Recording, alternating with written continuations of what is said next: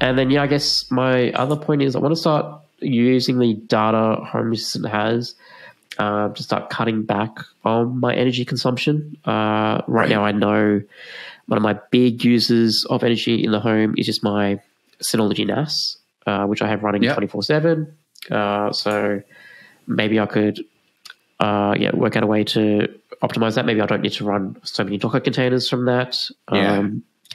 Also, just things like aircon, making sure that's nice. Actually, yesterday I installed the proximity sensor into Home Assistant so I can work out as we arrive, because it's been bloody hot the past couple of days in Melbourne.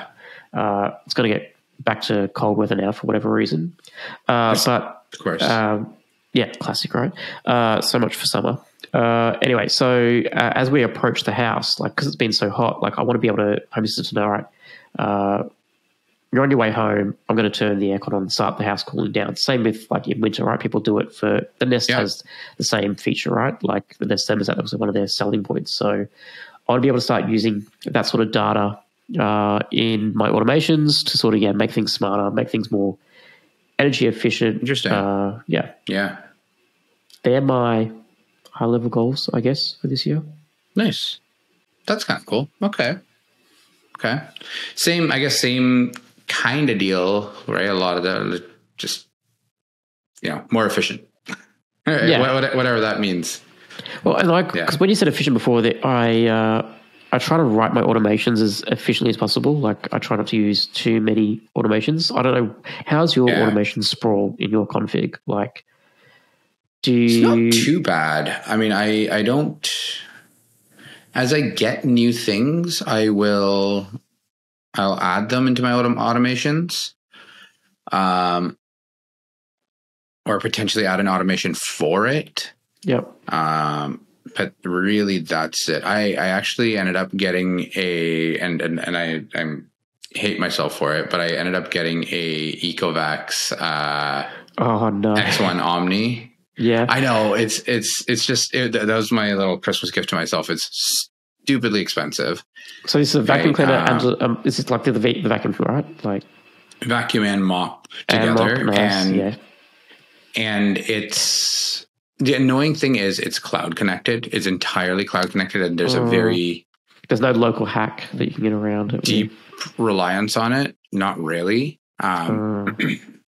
And it's not even about me triggering it, right? It's about it needing the internet to be able to do some of its smart things. Technically, I think, at least from what I've read, you can at least you can block it off, but then it just goes around and does kind of everything everywhere.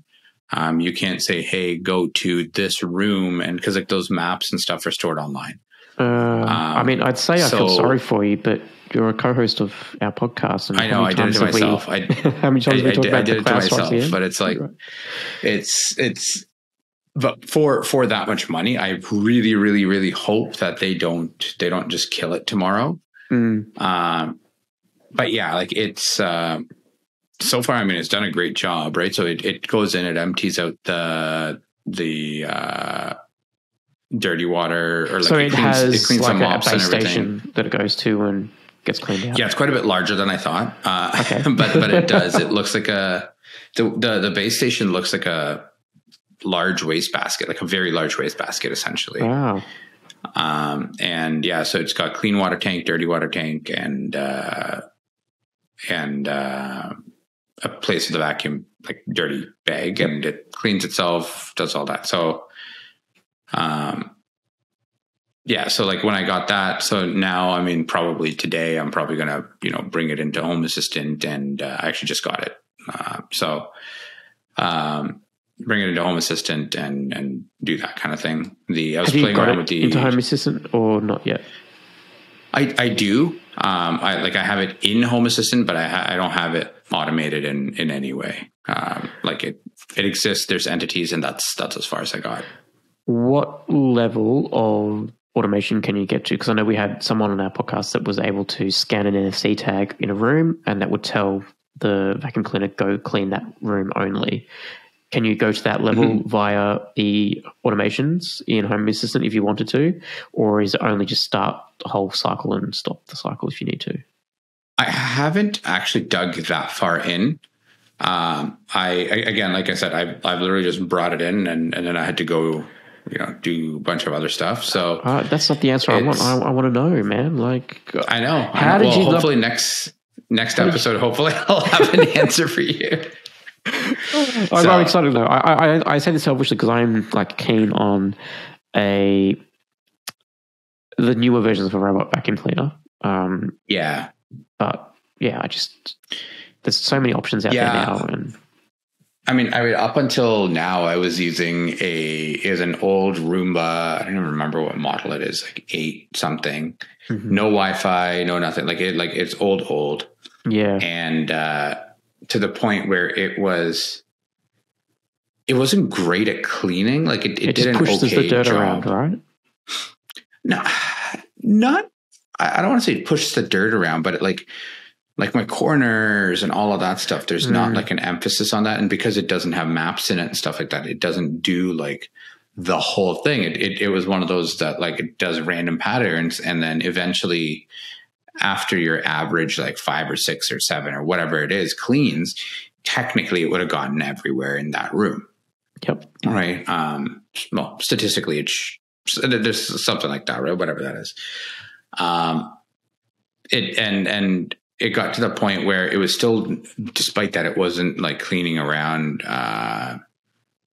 like the edges and stuff like that. It was great for its time, and I got that I think when I first moved into this house, or just shortly after that, and then literally I think the next release, which came out a few months later, they were like, "Hey, here's Wi-Fi and all these," and I was like, "Oh crap!" Well, yeah, right, and then but whatever, it worked. But it was relegated to pretty much for the last couple of years. It was relegated to just to clean my bedroom, where it would just again, it was an area I can just close off, and I wouldn't have to worry about it because again, it didn't do well with cords. It didn't do well with those kind of things. So and my bedroom's an area where I don't have that, whereas the rest of my house is fairly open.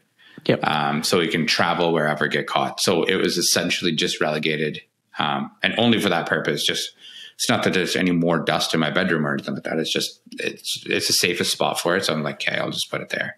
And to me, that comes down to another like reliability point, right? Like if you come home and the robot hasn't cleaned the floor because it got stuck on a cord, right? Then yeah.